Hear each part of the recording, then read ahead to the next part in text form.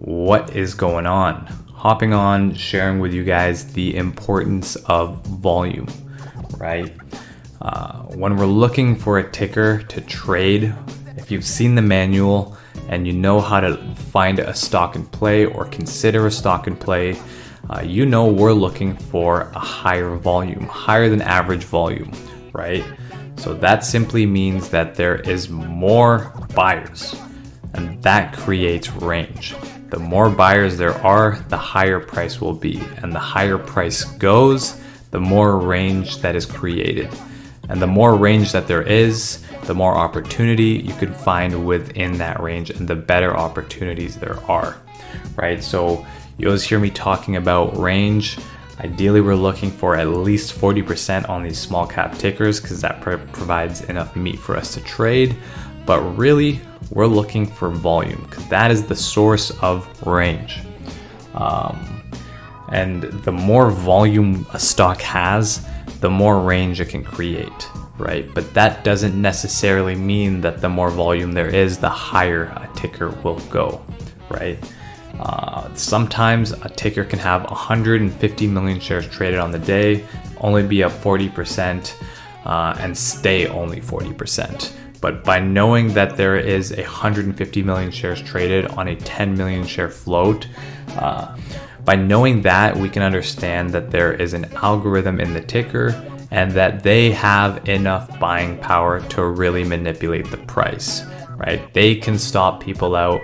They have the power to do so simply because they have the volume to do so, right? So volume isn't necessarily all you need for a ticker to go up.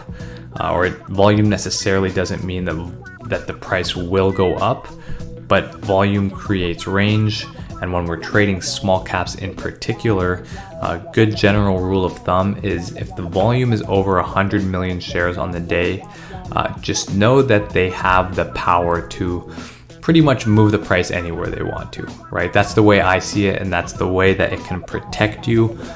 So that's why you have to pay attention to the trend using bigger time frames when there is higher volume, and really recycling your shares will help, right? Covering into the flushes, adding back into the pops, and recycling your shares, getting in and out.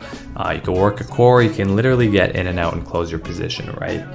And if there's a ticker trading with 30 million shares in the day, then sometimes these algorithms just don't have enough buying power to really push this back up, and that's when you can see a fade, or that's when you can see lower lows and a clear downtrend, right? So just something to keep in mind. Higher volume is great. We are looking for volume, but rule of thumb, over 100 million shares in the day. Obviously depends on the float, but we're trading small caps, and ideally our float's under 50 to 100 million. So if we're trading 100 million shares on the day, know that there is very likely an algorithm in here and that they have pretty much full control of the price. That's the way I like to see it. And that's why you use your higher time frame trends, you recycle your shares, you be more patient, and you keep the possibility open that they can squeeze you out and that they could bring your levels back higher. So it's just much easier and much smarter to recycle your shares when the volume is higher, right?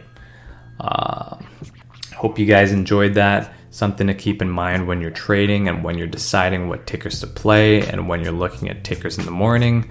And hopefully it can help your trading.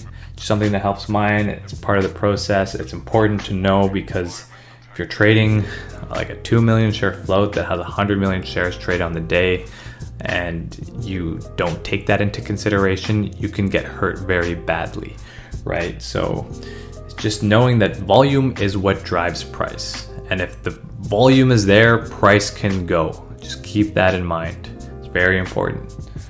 Hope you guys take care. Got a few opportunities that I'm excited for tomorrow, so we'll have them in the nightly watch list. And I'll see you guys in the morning.